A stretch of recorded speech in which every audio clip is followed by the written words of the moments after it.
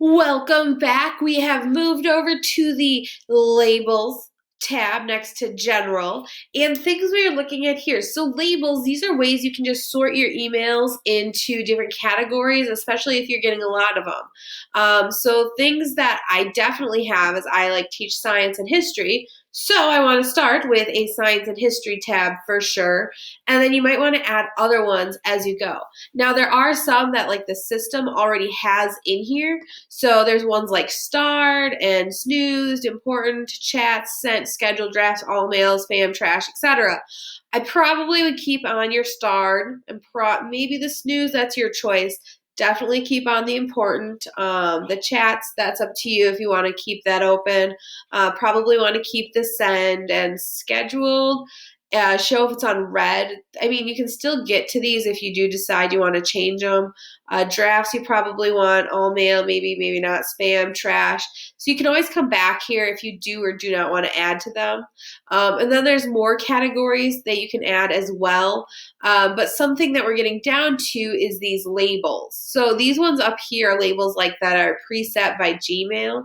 The ones that are down here are ones that I made myself. Now, when I have these labels, they're only as useful to me as they are for me to use them. So if you're like, I really don't want labels, then don't add labels. If you want labels, then add labels. It's completely up to you for what you want to do. I will tell you, when I first started, I was like, I'm going to have labels upon labels. So if you go down to like when I scroll down here under I just finally made a trash one, and I had like ones that were subcategories for each year. And then part of me was like, oh my gosh, if I just keep dumping them in the same one, it's fine because it'll be by the year. It still has its date on it. So I have all these ones, and some of them are super old or older. They're not relevant to me anymore. So I've hidden a lot of these ones and just tucked them out of the way. But ones that I do have include things like, so I was on the 8A team.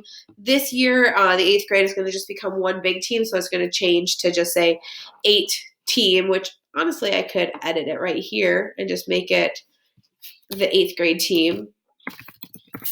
And that's all you need to do. Now, if you want to nest these under each other, so that's how I got some of these to like, they were underneath each one, which you might have that. Like, say you are if you are a special ed case manager and you want to have a special label for each student, you might have like parent emails or IP emails and then have like CK, LM, KSM. I'm making up letters here, but like have each of them have like a little label there. Totally up to you.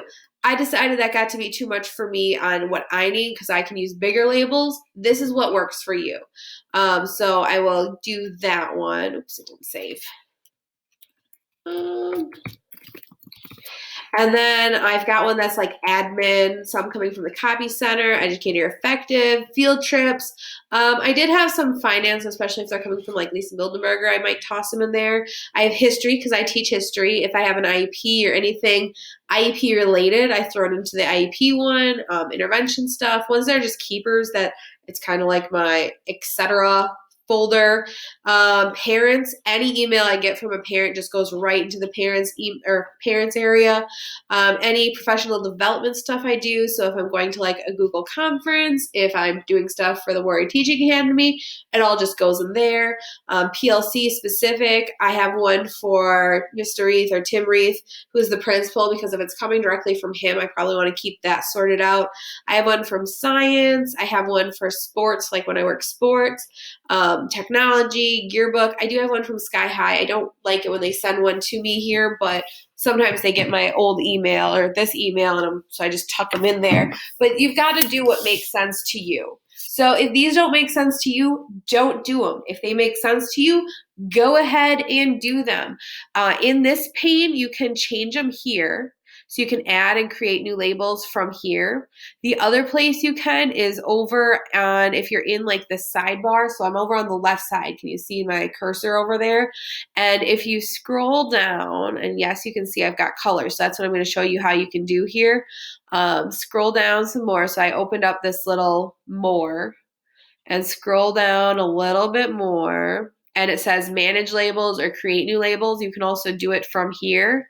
And then once you have your labels made, if you want to go through and change their color, if you kind of hover over one and then there's these 3 dots, this is where you can change the color. This is where you can make it go show, hide. You can edit it, remove it, add a sub-label, whichever. You can add custom colors or remove a color. Personally, you guys are probably understanding that I'm a little over the top at this point, so of course I have mine. In fact, I put them in a little bit of a Roy G. Biv order because why not? But you got to do what makes sense for you. So if you need to take some time to go through and sort those out, go for it. I'm going to meet you guys at the inbox tab here in just a little bit, and then we'll keep on going through Gmail. See you in a bit.